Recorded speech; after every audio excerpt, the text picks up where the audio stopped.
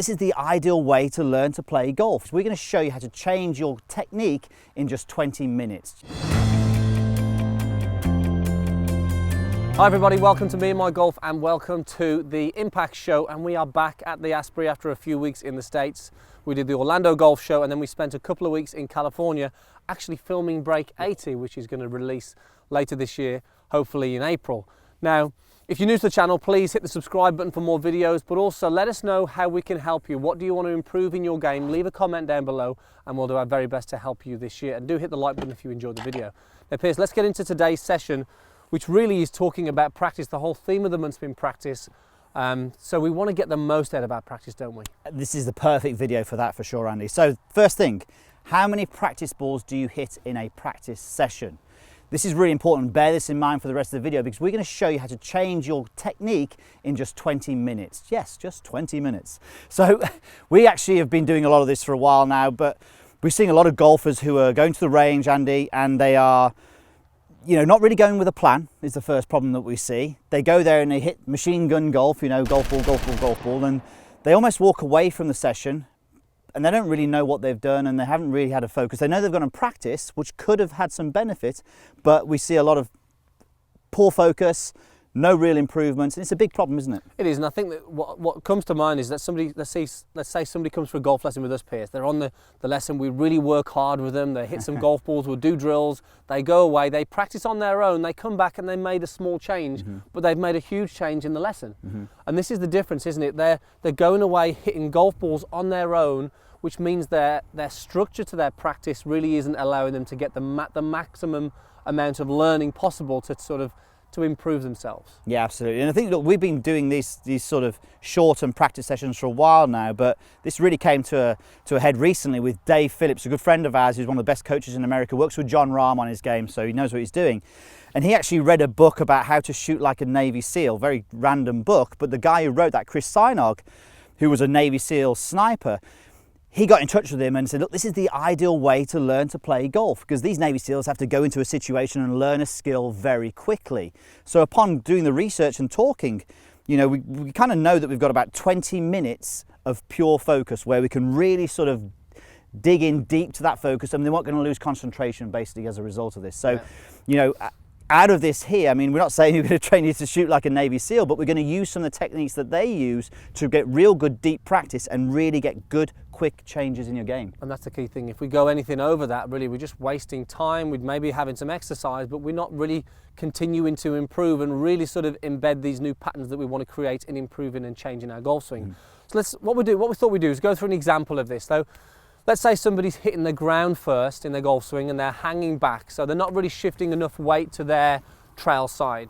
So we want to go through this, and Piers is going to demonstrate how we would practice with 20 golf balls. He's probably just going to hit one, but how much attention he's going to do to the drills and the shot with no real thought so much on what's going on with the golf ball, Piers, either. Okay, so look, Andy, you alluded to it, the hanging back swing fault. Obviously, we want to get rid of that.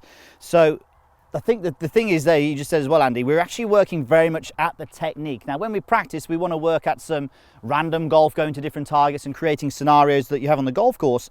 But there is an element of you wanting to change technique. So this is very much that. So you'll see I'm putting the alignment stick in the ground there. If you're on a range mat, then you can put a bag in there or even your golf bag.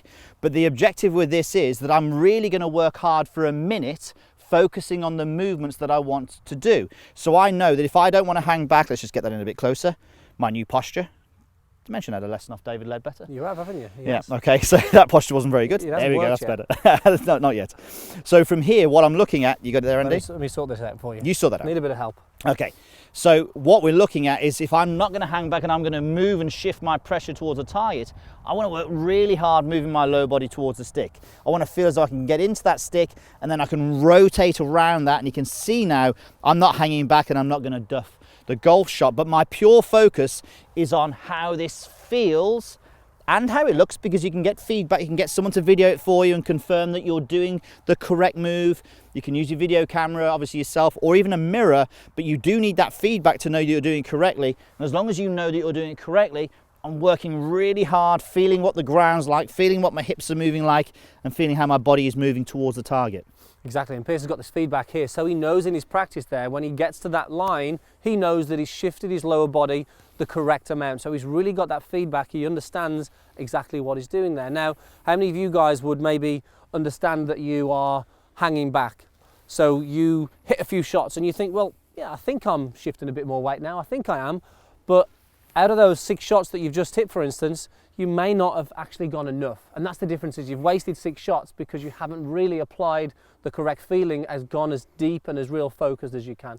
So Piers having the time there to really go all in on the drill, he's now got the awareness in that. And when he hits this shot now, Piers, what's going to be your focus? Yeah, literally just to do the move. I'm not thinking about what the ball's going to do. I'm not really even worried about what the ball's going to do. That's just a byproduct of doing a good move.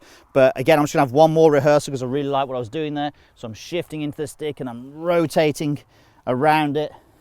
Let's hit one and let's get some feedback.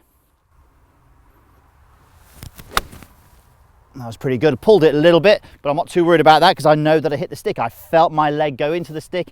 That's the number one thing. And this is where the feedback comes in. If I've videoed that, I can then go back and look at that and go, well, did I do that correctly? Did I do the move correctly? Now, if I did the move correctly, great. I just continue to do the same things. If I did the move poorly, so if I actually was doing this when I hit the golf shot, then I work even harder just to try and ingrain that good pressure shift towards the target. Definitely. I think the key thing with this is, let's say you go to the driving range, you get a basket of golf balls and you get, let's say, 60, 75 or 100 golf balls. Well, how much real focus can you do on that? If you went to the driving range and all they dispensed was 20 golf balls, how different would you practice? Well, I'm pretty sure that you'd think differently. You'd really focus on each shot a little more, because if you've got 100 to hit, then you're not going to be focused as much on that. How many more practice swings would you have? How much more aware of the quality that you need in those shots? Like you say, when you've got 80 golf balls, you can just whack away, and if you get 20 good ones, then it doesn't really matter. But I think the thing is for this, you know, we really believe in this. A lot more coaches are starting to go this way, so why not give it a try? So why don't you, next time you go to the driving range, go with a plan, know exactly what swing fault you want to change, and go, right, I'm going to do 20 minutes just purely ingraining the move, the drill, whatever it is, to get rid of that swing fault, and let's see what happens. Yeah, definitely. And it could be anything. It could be something on the backswing, it could be something on the downswing, it could be something in the setup, something as simple as that. But make sure you take your time, get the quality in, 20 golf balls in 20 minutes, and we are pretty sure that you're going to see some massive improvements in the game. Hope that helps, guys. Make sure you leave any comments and questions down below, and again, make sure you subscribe to the channel and hit that like button if you think that's helped. Thanks so much for watching. We hope you enjoyed that. Now, if you want to break 100 or break 90, then we have a solution for you. We have a 6-week coaching plan, Andy, which is going to help them to do this. Yes, we personally guide you, take you week by week through this plan, tell you exactly what to practice and what to do out on the golf course. So if you want to check it out, make sure you click the link in the corner, and we'll see you over there.